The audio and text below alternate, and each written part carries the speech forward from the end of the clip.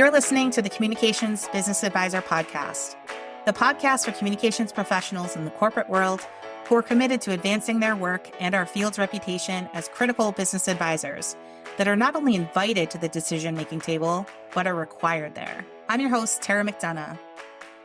Welcome back to the Communications Business Advisor podcast. I'm Tara McDonagh, and this is the third episode in a series I didn't entirely plan to do, but kept insisting that it needed to be done. Well, that is, my mind kept telling me that it needed to get done. Episode 44, 2 episodes ago, was about long-term planning. Specifically, the permission a lot of communications leaders have quietly given themselves to stop doing it, and why that permission is dangerous. Episode 45 was about the strategy that lives in your head. The one that you're executing against every day that nobody else in your organization can see, align to, or be held accountable by. And this episode is about something different. And in some ways, it's the most frustrating version of the problem for all of you and, for me, for anybody in the field. This episode is about the strategy that does exist, the communication strategy that was built. Maybe even the one that got documented, shared, and nodded at in a meeting, a critical executive meeting, but one that still isn't working. Because here's what I've learned from years of building these plans myself, and then working with communications leaders and their teams. Building a strategy and making a strategy real are two completely different things. And the gap between them is where most communications functions lose ground. Not because the strategy they built was wrong, but because the process of making it operational never fully happened. That's what we're unpacking today in this episode. Let me walk you through 4 scenarios. I want you to notice which one you recognize. Or maybe there's more than one. Here's the first one. A consultant comes in, good consultant, smart, experienced, knows the communication strategy. They do an audit. They build a plan. The right audiences are there, clear strategic priorities, great measurement. It's solid work. And then they leave. The strategy sits in a folder. Maybe it gets presented to leadership once. Maybe the leader references it to the team.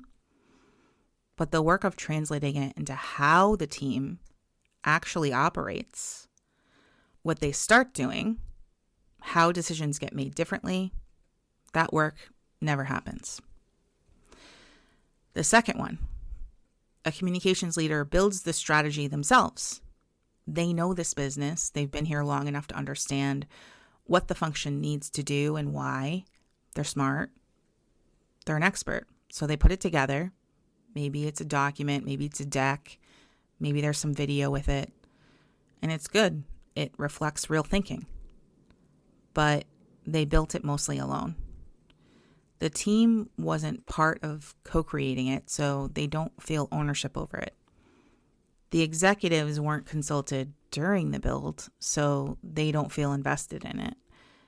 So when it gets shared, it lands as information, not as commitment. And without commitment, it doesn't change anything. The third one. The strategy then does get socialized. Executives see it. They say things like, this looks great, really comprehensive, looks good. And the leader walks out of that meeting feeling like they have a green light.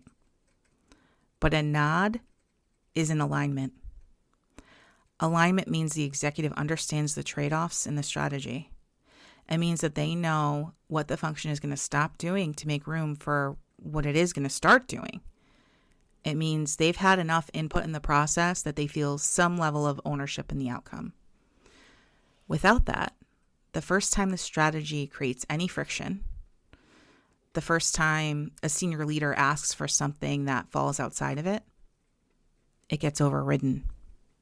The strategy goes to the side, and you lose your team's commitment, and you lose the ability to say no. The leader then is back to executing requests instead of executing strategy and everybody else kind of falls in line in the same way. Because if he did it, so can they. The fourth one, the strategy launches.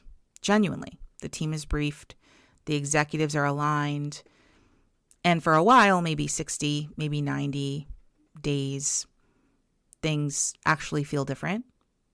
And then a crisis hits, or a reorg happens, or a key team member leaves. And in this scramble to deal with the immediate thing, nobody pulls the strategy back out. It becomes last year's document. The team stops referencing it.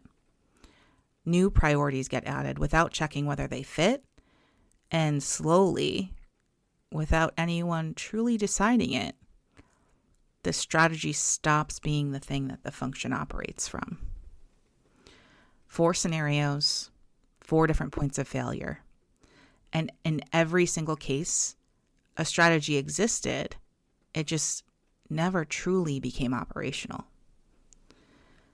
Here's what all 4 of those scenarios have in common. The strategy was treated as a destination rather than a change. And that distinction matters more than almost anything else I could say in this episode.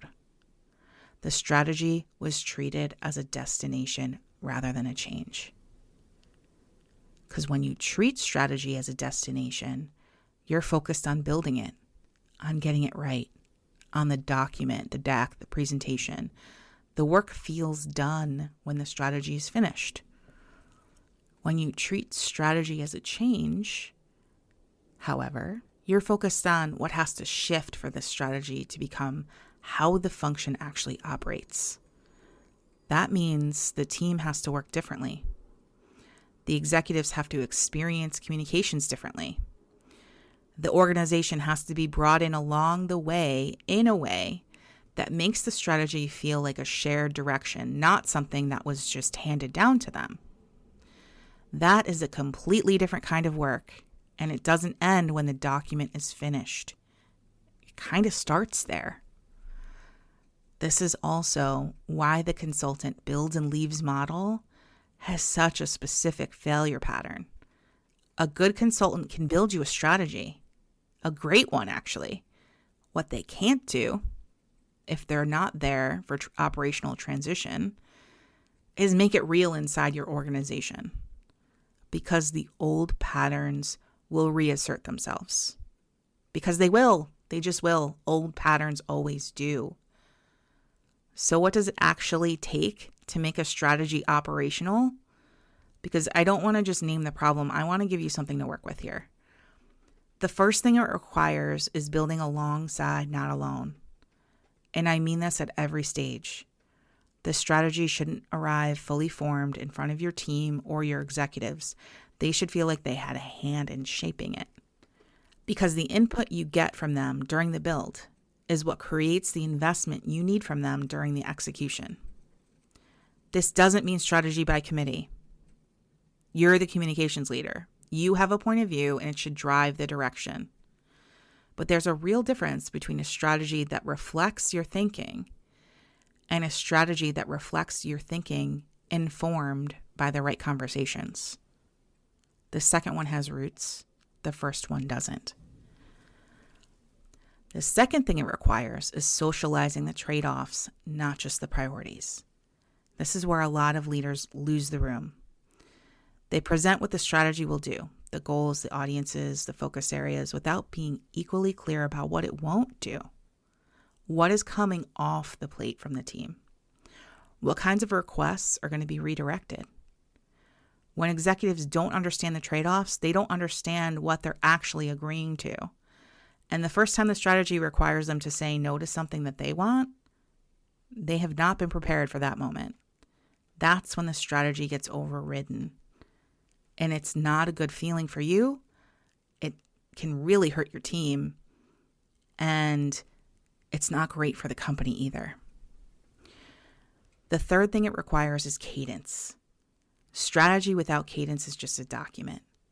You need a regular rhythm, quarterly at minimum, where you pull it out and you work with it, not to present it, not to share it with executives, to use it, to show how the decisions you're making connect back to the direction you all agreed to adjust it when the business shifts in ways that require it.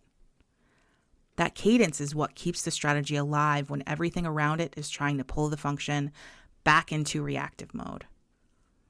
And the fourth thing, and this is the one that the most leaders don't think about, they don't truly spend the time really thinking about, is treating it as change. Because asking a communication team to operate differently is change. Asking executives to experience communications differently is change. Change requires communication, reinforcement, and patience. It requires someone who's watching for the moments when the old patterns are creeping back in and addressing them before they become the new normal again. Again, the strategy is just the beginning. It's not the destination. You have to remember that when times get tough. I want to spend a minute on this because I think it's easy to hear everything that I've just said and feel like this work is enormous. It can feel overwhelming. That's why people get hamstrung on strategy. And it is work. I mean, I'm not going to pretend otherwise. I won't. But I also want to tell you that what I've seen on the other side of it makes it worth it.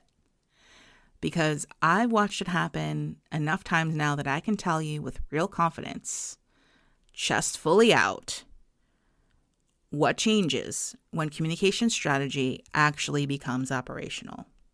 Teams get bigger. That's number one. Not because the leader made a compelling case for headcount in a vacuum, but because the executive started experiencing communications as a function that was driving business outcomes. And they started understanding what was possible with more investment. The ask for resources lands differently when it's connected to a strategy everyone's bought into. Let me tell you, time and time again, this has happened to my clients over and over and over, even in cases where they've been told this will never happen. Budgets grow. Same reason. That's the second one. Budgets grow. The money follows perceived value. And the perceived value goes up when the organization can see it in real time, how the work connects to what the business is trying to do. Again, my clients, every single one of them that focus with me on strategy, their budgets grow, their team size grows. Here's the third piece. The comms leaders, they get pulled in earlier. This is frankly the one that I care about most. When communications is operating from a real strategy, when the function has a clear point of view about what it's there to do and why, executives stop treating it as a service to call on after the decision is made. They start treating it as a perspective they need before the decision gets made. That shift is not small. I've said this before, but that shift is the difference between being deeply accountable and being deeply empowered. In careers move, that's the last one. Time and again. The communications leaders that I've watched go through this process, who I've worked with on this process in a connected way, who did the hard work of making the strategy real, not just building it, they're the ones who get promoted, who get asked to take on more scope, who become the person in the organization that the CEO calls first, not last. That is what is on the other side of all of this. That's what makes it worth it. I want to be direct about something now because this episode is the right place to say it. The work that I've been describing, building strategy as change, alongside, not alone, with the right socialization, the right cadence built in from the start, that's the work that I do with communications leaders in my full strategy engagement. It's not a document delivery. It's not a workshop on a deck. It's a process that builds the strategy and the operational foundation at the same time, using a framework that I've developed and refined over the years of working with in-house communications teams. And it includes the ongoing counsel piece. Because the hardest moments don't happen during the build, actually. that happen 3 months in, 6 months in, 9 months in, when the test of the strategy arrives, and you need someone who's been in it with you from the beginning. The leaders who go through this process don't just end up with better strategy. They end up operating differently, and the organization ends up experiencing them differently. If you're at a point where you know that the strategy isn't working, or where you've never truly had one that worked, that's the conversation that I'd encourage you to start. Reach on out to me. You can get me at McDonagh.com. Send me a note. Let me know you want to talk. Link is in the show notes. Here's what I want to leave you with from this 3-episode arc. Long-term planning isn't dead. Some of you have stopped doing it, and the volatile environment gave you just enough cover to feel okay about that. But again, no shame here. However, it's not okay. You got to plan anyway. You need to pivot. You need something to pivot from. The strategy in your head, it isn't a strategy yet. You need support to help you get it out, and you need a process to make it real. And if you've already done that, if you've built something and it still isn't working, look at the process, not just the strategic plan. Because strategy becomes real through ongoing change, through building alongside, through socializing trade-offs, through a cadence that keeps it alive, not through the document itself.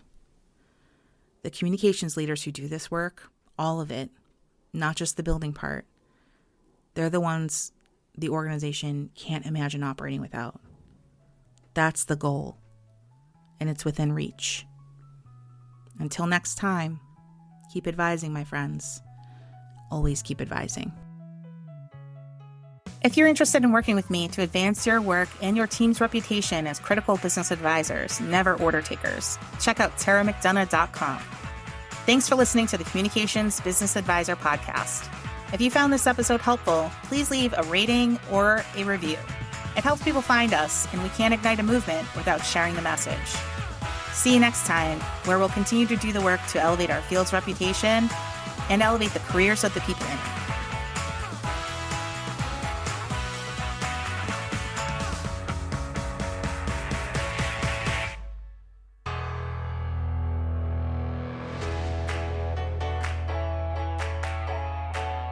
I created Raise the Tide to help elevate our field and the women in it. It's part community, part coaching, part professional development, and part mentorship. It encompasses all of these things because it takes all of these things to rise in your career. I asked a few Raise the Tide crew members to share what their experiences have been like in the program, and here's what they had to say.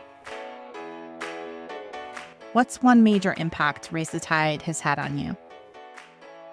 It's so important to have community across any part of our lives, and that's one way that Raise the Tide has had a major impact for me. I'm at a time in my career where I'm looking to grow both from a business advisor and personally. And what I will say is I'm not necessarily getting what I need in terms of coaching and growth internally. And that's where Raise the Tide comes in. Raise the Tide has given me the confidence to go and advocate for myself and never allow status quo and be always pushing for more and knowing your value and your worth and not being afraid to advocate for that. If you're interested in this program, head on over to TaraMcDonagh.com and complete the Raise the Tide form. A rising tide raises all ships, but we're not the ships. Together, we're the force of the tide, raising the ships for our entire industry.